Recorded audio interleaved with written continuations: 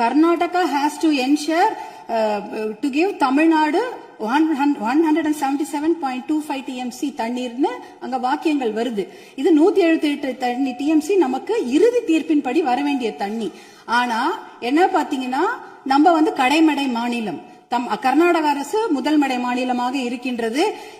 Supreme court உச்சநீதிமன்ற தீர்ப்பின்படி கடைமடை மாநிலத்தின் அனுமதி இல்லாமல் எந்த ஒரு கட்டுமான பணியும் எந்த ஆற்றுப்படுகையிலும் கட்டக்கூடாது. குறிப்பாக காவிரி நதி நீர் மேல கட்டக்கூடாது. ஆனா 4 டேம் இருக்கு. 1931 கிருஷ்ணராஜசாகர் டேம் இருக்கு. அது ஆங்கிலேயர் காலத்தில் கட்டப்பட்ட டேம். அதற்கப்புறம் 1970களில் 3 டேம் கட்டியிருக்காங்க. ஹாரங்கி, கபினி, ஹேமாவத்தின்னு. இந்த 4 டேமும் சேர்த்து இந்த அணைகள்ல கிட்டத்தட்ட 115 TMC தண்ணீர் தேக்கி வைக்க முடியும். மேகதாட்டுல புதுசாக அணை கட்டினாங்கன்னா அதுல 70 TMC தண்ணீர் தேக்கி விட முடியும். அப்படி பார்த்தீங்கன்னா கொள்ளளவு 185 TMC தண்ணீரை கர்நாடக அரசு தேக்கி வைத்து விட முடியும். நமக்கு வர வேண்டிய 177 TMCல ஒரு சொட்டு நீர் கூட தமிழ்நாட்டுக்கு வர முடியாது. அப்படி என்றால் டெல்டா மாவட்டம் பாலைவனமாகிவிடும். குடிநீருக்கு மிகப்பெரிய பிரச்சனை ஏற்பட்டுவிடும். ஏன்னா 5.5 கோடி மக்கள் அந்த காவிரி தண்ணியை தான் நம்பி இருக்கிறாங்க. இதனால மிகப்பெரிய பிரச்சனை ஏற்பட்டுவிடும். அதுல பாத்தீங்கன்னா இப்ப கர்நாடகாவுக்கு உரிய நீர் 284 TMC தான்.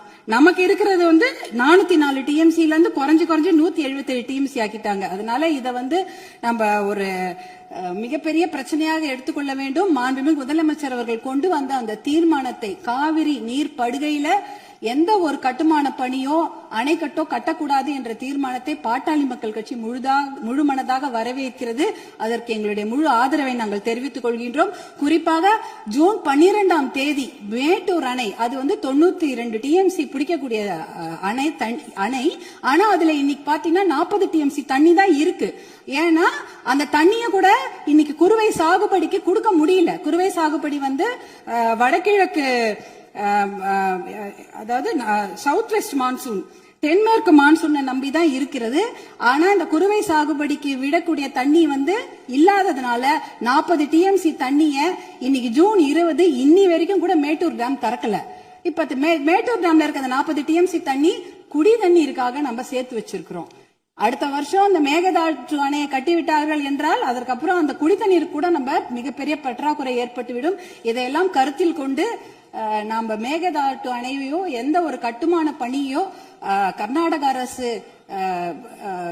கட்டாமல் பார்த்து கொள்ள வேண்டும். உச்சநீதிமன்ற தீர்ப்பு தமிழகத்துக்கு சாதகமாக இருக்கிறது. காவிரி நடுவர் மன்ற தீர்ப்புகளும் நமக்கு சாதகமாக இருக்கிறது. இதை நாம் முனைப்புடன் இருந்து தொடர்ந்து செயல்பட்டு இந்த மேகதாடு அணை கட்டுவதை தவிர்க்க வேண்டும். அதற்காக மாண்புமிகு முதலமைச்சர் கொண்டு வந்த இந்த தீர்மானத்தை பாட்டாளி மக்கள் கட்சி முழு மனதாக வரவேற்று ஆதரவளிக்கிறது. வாய்ப்பு கொடுத்ததற்கு நன்றியை தெரிவித்துக் கொள்கின்றேன். நன்றி, வணக்கம்.